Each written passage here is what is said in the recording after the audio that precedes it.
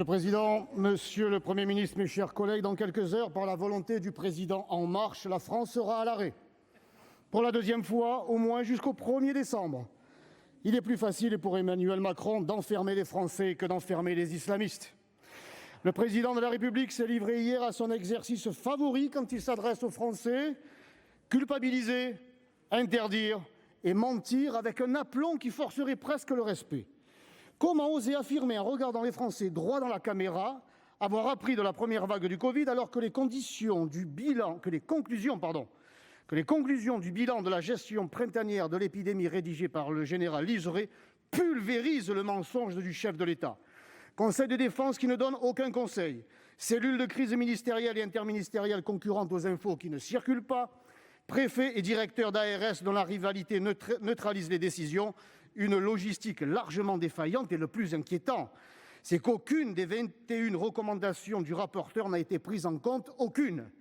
Cela n'a pas empêché Emmanuel Macron d'affirmer le 14 juillet qu'en cas de deuxième vague, il serait prêt, suivi du ministre du Tourisme le 12 octobre dernier, incitant les Français à partir pour les vacances de la Toussaint. Pour le président Macron, passer de 5 000 à 6 000 lits, c'est doubler les capacités d'accueil de la réanimation. Ce n'est pas étonnant quand un ministre de la Santé préfère obéir aux exigences budgétaires de Bruxelles plutôt que d'obéir aux exigences sanitaires de la France.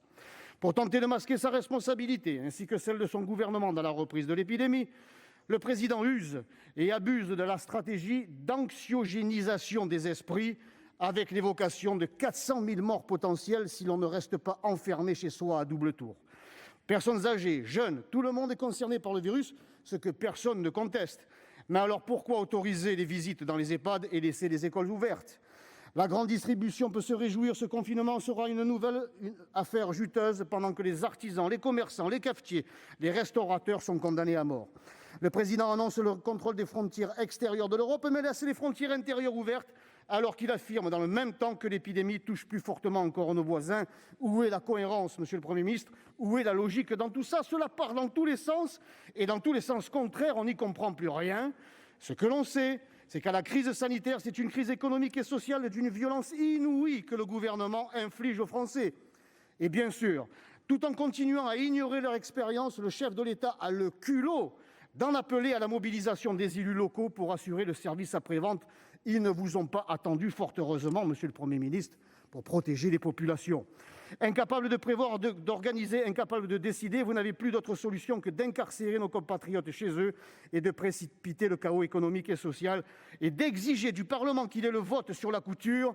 Les parlementaires ne vous en déplaise, monsieur le Premier ministre, ne sont pas à votre botte.